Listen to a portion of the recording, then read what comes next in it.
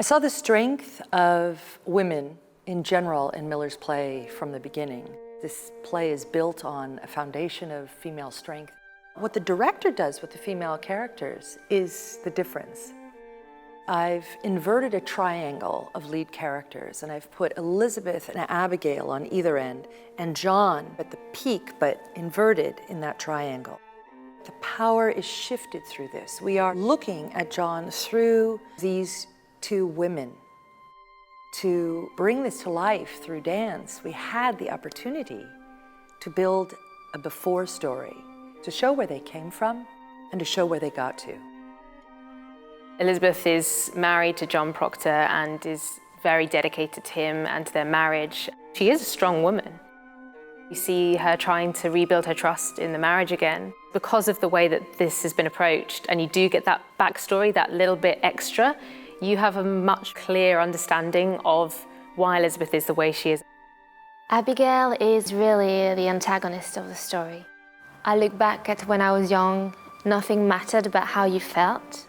I really want the audience to understand that her actions are driven by the fact that she's a vulnerable young girl.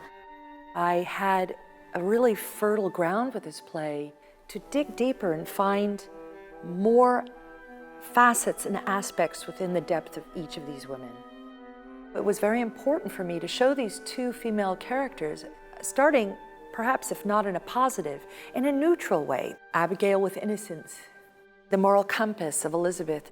We're seeing strength first, and then we spiral into what the crucible becomes.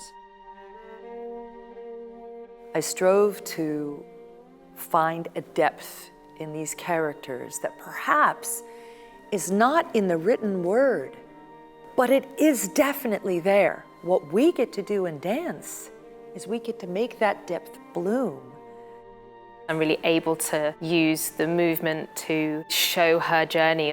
It's nice to be able to get into the stuff about humans that, it's not so nice. They are such raw emotions. Helen's choreography, the emotions create the movement more than the other way around. I've learned in the rehearsal process, and still learning actually, to not act the characters, but just be. There is body language in our everyday movement. What dance offers is that is amplified. In a solo called Abby Rages, we get to see her almost evolve into something that's more monstrous in nature. All of her rage and anger comes out physically. In Elizabeth, when she discovers the affair, we get to see physically what she is going through. It is portrayed through the movement, and I think that is something that only dance can offer.